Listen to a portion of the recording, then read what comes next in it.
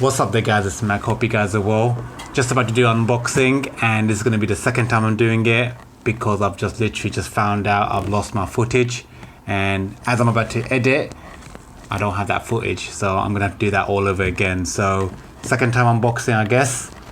Drop the intro guys, drop it.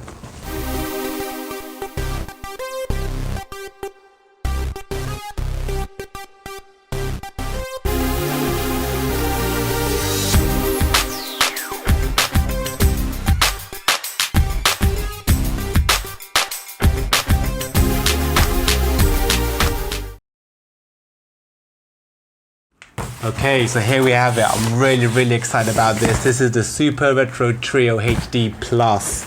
This is the unboxing for it. You can see by the title. Very interesting product. It is a triple generation console, clone console. It essentially plays all three generations, well, two generations, the 8-bit and the 16-bit generation, but three different types of consoles. You're talking about the NES, the SNES, and also the Sega Genesis, which is aka the Sega Mega Drive. So you're gonna have all three consoles on one system. Absolutely awesome product. Funny story about this. Basically, I saw an announcement of this a long time back. A lot of YouTube videos were announced for it during the E3, I believe, announcement. And Retrobit, which is the manufacturer of this is Retrobit Europe, as you can see over there. They are the ones that actually produced this, and they announced it. And only a few videos exist of the sort of like the visuals of it. But then what seemed to happen is that it just basically went on from that to people just talking about it very briefly, and then that was it. There was no more information about it. I'm going to just open this while I talk a bit more about it. Essentially, very weird story, but they basically announced it in that bit, and then they pretty much forgot about it. They basically kept it a secret, almost. I have a feeling it's because, as you saw, there's a lot of YouTubers doing unboxings and reviews, the instruction manual there, of the actual the NES clone and the SNES clone. They've actually made NES and SNES clones separately. A lot of those come out. Retrobit have actually made the 8-bit NES clone, which is a lot of videos have been on YouTube about that. But funnily enough, I don't know why no one's making video of this, and it's because it hasn't actually been visible anywhere. I bought this from Amazon.co.uk for £119. I think it's a steal for what you're getting. So you got your HDMI cable, you got your power supply here. It's basically just a standard micro USB to USB plug. You've got a 2-pin plug here. That's a bit annoying because obviously I would have liked to have 3-pin adapter. We don't use 2 pins in the UK, but I guess that's fine. We've got the control pad over here. It's like a Super Nintendo controller. It's a bit of a clone, the odd shape for it. So it's not obviously your traditional round shape, but it's very plasticky, but I guess it's comfortable. Nothing too wrong with that. It's meant to be released in the early part of that year, so you're talking about maybe February, March time. But for some reason, it never got released, and then they basically just brushed it into the carpet. And I have a feeling it's because they possibly wanted to promote and sell the individual HD clones, because they basically since made a NES clone system, and I think there is a lot of SNES clone systems as well that are coming out. I don't know why you'd want to buy those individual ones. It's better to just wait for this, because this is a triple whammy. You get all three, NES, SNES, and Mega Drive as well. So the Genesis card right there, all three of them. You got the little flick switch here that basically navigates between all three systems and back, and you got a reset button right there. And then at the back you've got the all-important HDMI out, which is right there, guys. So you got the HDMI out, you got the composite out as well. So it's really good that they have those, because obviously if you want to use it on a CRT screen, a lot of people use CRT screens for retro gaming, so you can still plug that up to it. And you can also use things like obviously for Duck Hunt, you can use the actual the gun attachment. And yeah, so you get your DC volt in right there. So you got all those connections there. Awesome system. I think it looks really cool. You've got the nice power color regions. You've got the blue colors. Now, Retrobit actually, they on the actual website itself, they still say it's being announced. So it says pre-orders are available. Stock availability is release date 19th of January 2018. And what happened with this is that I purchased the pre-order. It just suddenly came up on Amazon, and I was like, you know what? I have to quickly buy it because I don't want this to go out of stock. So I picked it up straight away, right? And as soon as I picked it up, it sort of got delayed. So I think it was towards the end of September. It was meant to be released or something like that, and then it got pushed back to November. Even though I pre-ordered it, and then they got an email again to say it's been pushed back to early December, and then it was mid-December, and I really wasn't holding my breath. I was expecting it to basically go out of stock or not even get shipped at all. I was expecting an email from Amazon to say that essentially it's been discontinued, or the sellers decided to not basically sell this product anymore. But funnily enough, it got shipped out, and I was like, I wasn't expecting it to come out, and just literally they shipped it, and I was well surprised. So really happy that they actually sent it out to me. I want to see if it can play obviously your SNES games, which it obviously, if it plays it well or not. So the SNES goes in there. You've got your NES cartridge, which goes in right at the top. So that just goes in right there. It's not too tight, I think, so that goes in quite nice. It's not too difficult, so a nice soft grip there. And you got your Mega Drive games, which goes right at the front over here, and you're sort of in there, so you can play between all three cartridges right there, not a problem. And so I just think it looks awesome. I mean, look at that. Right underneath this flap, tucked away beautifully, you've got all the controllers that you'll ever need. You've got all the sockets for it. Now, the third-party controller allows you to connect to the top SNES controller sockets, and you could actually use the same controller, the third-party SNES style controller, for the Mega Drive as well as the NES system as well. You can also use third-party, you can also use officially branded NES and SNES controllers as well as the Mega Drive controllers, because you've got the slots right here. So you've got the NES ones over there, you've got the Mega Drive over here, and you've got SNES at the top. Also, what's really cool, you've got little flick switches here, so you can actually change it between NTSC-J, the Japanese version. You can also change it to the American version, NTSC, and you can also change it to PAL Europe and also PAL Australia. So you got all those options there. So you got all three region changes over there. But you've got quite a few variety over there. So definitely it's really cool to actually be able to do that. It gives you the flexibility to use one controller on all three systems, as well as your individual controller selections, or you can just go for the different regions as well and play different region games. Now also I want to try using the Sega Mega Drive EverDrive that I've got here, as well as the Super Nintendo EverDrive, and see if they work. So I'll be testing that as well as the actual normal cartridge games as well, to sort of see how they work. Now, yeah, so the funny story is that basically Retrobit don't seem to be selling it officially yet, and they've pushed a lot of the other clones, like the NES clone as the SNES clone that they've made, and I think they want to sort of sell them individually and not have to have all three come out at the same time. Obviously they've had the composite version of the Retrobit Super Retro Trio already, and this is like the Plus HD version, which is basically the upgrade is the HDMI out, which I don't know why they didn't have it all this time, but they've got it on this one here. The other one obviously came in the more of the black and the red color, so a really cool color scheme that the other one had, but it was just composite out, and I wasn't really happy about that. I wanted something that has a HDMI, because if I'm going to go for something like this, it needs to have the most crisp output you can possibly get, and obviously HDMI was probably the best one that I can get. I didn't want to go for something that will be composite and then be stuck with that as a clone system. If I'm going to go for that clone system, it needs to be something like this, so it can allow me to play in HD as well as play with all the controllers that I would want. So you can pre-order this from funstockretro.co.uk. They've got it for a pre-order date of 19th of January 2018. So I don't know if Amazon accidentally sent this to me or not, but it is available. They do have it on the website, so you can actually order it if you wanted one yourself. I'm just surprised I managed to get this It does exist. It is the myth, the legend, the mythical Super Retro Trio Plus HD. It's not the composite system, this is the actual HD system. And it does exist, guys. I'm holding it in my hands. I can't believe they actually officially released this, even though it went under the radar for so long.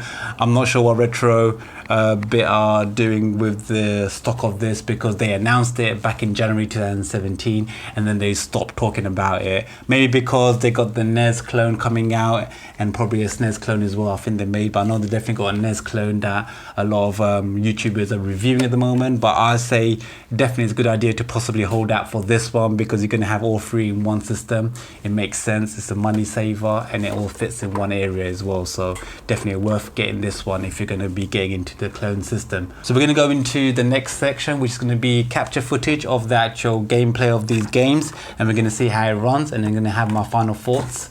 So stay tuned for that. Thank you very much for watching. Alright guys, so time to test this console out, the Super Retro Trio. And unfortunately, it's not so much good news. I mean, for the NES, by the way, you can see over here, I've got the NES cartridge plugged in. This is what it was all about, having all three of them connected at the same time. It just looks freaking awesome. So I've gone into the NES mode, alright? Put the NES mode on. NES is absolutely fine. I can't see any issues with it. It's playing fine, sounds good. Music's good. Put the volume a bit down. But what I'm saying is that essentially it's a beautiful game. It plays absolutely fantastically, and there's no delay or nothing like that. Sound, music is good, but I'm not going to put the music on because I don't want to get them Nintendo flags. But you know, it's absolutely fine. Nothing wrong with it. Where I had issues with was with Super Nintendo. Now, if I go to Super Nintendo, just flip it down to Super Nintendo, got the classic Super Street Fighter 2 Turbo in here. So I absolutely know exactly what this game looks like. There's no question about it. But what I noticed is that it's a bit grainy. So if we go into game start, could you see it right over here, guys? It's pretty grainy. Don't know if it shows on the camera that well, but it's got like a grain effect pretty much everywhere, and you'll see it a bit more when it flips between the screens. You're going to notice it a lot more. So do you see the grains over here? They're all over the place, and it's just there in the game. And if you go over here, all right, hang on a sec, let's get around this guy. Okay, so you see over here in the clouds, I don't know if you can see it fully, but it's essentially it is quite grainy. I don't know if it picks up that well, but you'll definitely see it as you flip between the screens. But yeah, that's a bit unfortunate. I can't believe an HDMI source like that would look like that. I mean, obviously I'm used to playing it now on the SNES Mini, and the quality, the difference in quality between this and that is night and day. You can tell the difference. It's a lot more grainy. I've tried different settings on my TV to change the picture image, but it's not really essentially helping. It seems to have the same effect, so it's a bit of a shame. Now the Mega Drive one, this one I had the most annoying visuals with. Essentially what happens is that no matter what region I change it to, it doesn't change it to the NTSC PAL regions or speed. So you don't have that fast speed that you expect from the original console. And if you modify a Mega Drive or Genesis yourself, you're stuck with that slow speed, that PAL 50 Hz speed, which obviously on this console, I can't even mod it to even do the 60 Hz speed. Whereas obviously on a modded console, on a Mega Drive console, you can actually do that. And you can get away with having it in the 60 Hz frame rate rather than this 50 Hz that we're stuck with. So I've noticed that it's just stuck with it. I'll quickly just show you guys the intro bit and you can hear it. Doesn't matter what I change it to, NTSC or whatever it is. Just reset it quickly. So it's on NTSC at the moment and you'll hear it. It pretty much sounds the same. You can't change the speed. So it's stuck on the 50 Hz mode for some reason. It doesn't change. Another thing that I wanted to quickly just show you guys is that I'm used to play my Mega Drive on through RGB SCART, so it looks absolutely crisp. Look what happens over here. Do you see the line? I'll show you guys here. You'll see a line scattered that goes across the screen. Right there. I'll reset it again so you guys can see it in slow-mo, but what I'll do, I'll quickly pause it for you guys so you can see it. But essentially, yeah, it just literally happens there. It's really annoying, and I think it happens through whenever the screen changes. So it does annoy me a lot, and yeah, I mean, I don't think I can play a Mega Drive games on this knowing that annoying thing happens, because it constantly will happen every time you flip between screens and stuff like that. And essentially it's gonna kill your game, essentially, because you're gonna constantly be have those little glitches coming into the game every time it changes between. I mean, to be honest, I don't know if it happens every time. Maybe it just happens in the beginning, but you'll see it here. Yeah, it just blinks through, and it's just annoying. It shouldn't really do that. That's for the original games. It does work, if you're wondering. I've got my EverDrive here, Sega Mega Drive EverDrive, and I've got the SNES EverDrive here as well. This is the Chinese version, and this is I think it's another Chinese version as well, but Mega Drive got a nice little cover there. So they work as well, if you just don't know. Just in case you're wondering, the EverDrives do work. So I'll put the Mega Drive EverDrive in. And I'll put by the way, it's not too grippy, so you can slide in and out of the cartridges quite nicely. You've also got a cutout for NTSC games as well, so the size will work. And I believe with the SNES, with the NES cartridges, you just need to get an adapter, and you can play other region games as well. Same with the Mega Drive 1 if you want to play like the fatter Japanese style cartridges. Okay, so this is the SNES EverDrive, and I don't know if you can see, but whenever I hit reset, you'll see it. It flickers. You got some flickering graphics, and also just like how every SNES game plays, you have those lines. It's like a bit of like interference lines, a bit fuzzy, and you have a bit of that, which is unfortunate. Again, it's like how when I was showing you guys the Super Nintendo Street Fighter 2 Turbo being played, it had the same sort of grainy issue. So I'm just going to just start Super Street Fighter New Challengers, and yeah, so you can see that it's playing off the Super EverDrive over here, but the graininess is still there. I can see the lines in the actual screen itself.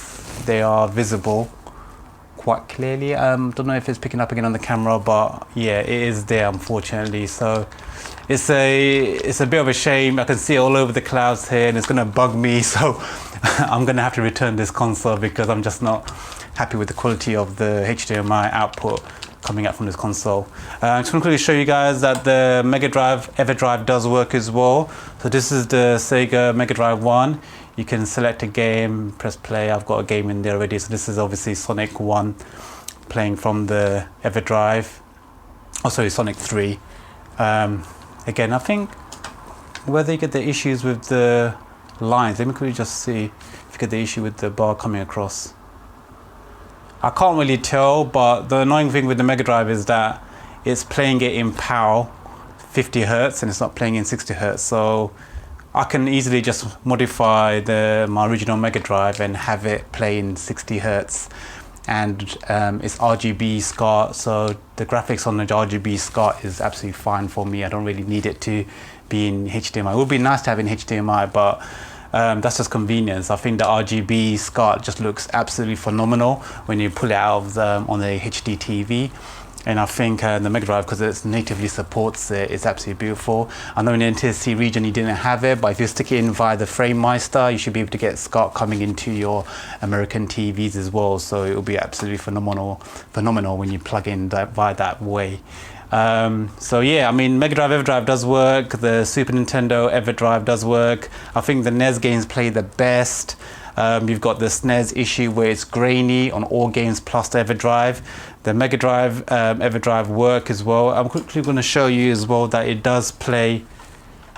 So the hardware does support Master System games as well. So via the EverDrive, you go Sega Master System games, and I'll go to Sonic 1. Where's it gone? Sonic the Hedgehog. Here we go. Sonic the Hedgehog classic. Put a bit of music on if you can hear it. So yeah, it just rips it to the console. Yeah, did you see the lines just there? It just literally appeared. I'll just reset to see if you can see it. If I turn it off, turn it back on, it's already installed on the cartridge, so let's see if it just does that. Yep, so you saw the lines over there. Really, really annoying. I don't know why it keeps doing that. Whether it's going to happen throughout the game or not, in other clips, I'm not fully sure, but I think it might do it. But yeah, I mean, it plays Master System games as well, so absolutely no issue there. You know, guys, so yeah, I mean, it's not for everybody, I don't think. I just wanted the one system to do everything I wanted it to do. I wanted it to play all the games, all 3 generations of games, NES, SNES and Mega Drive, from the 16-bit and the 8-bit era. I wanted it to play with via the EverDrive. It can play the 8-bit Master System as well. So it covers both generations there, the 8-bit and the 16-bit generations. Beautiful controller inputs. It got everything that you can plug into. I'm using the third-party one that came with the console, and it would have been nice to be able to plug in. So it works with EverDrives as well. So in summary, it does cover the EverDrives as well as the cartridges. But the issue I found is that with Super Nintendo games, it has a grainy effect. So you can always see the grains on the actual screen.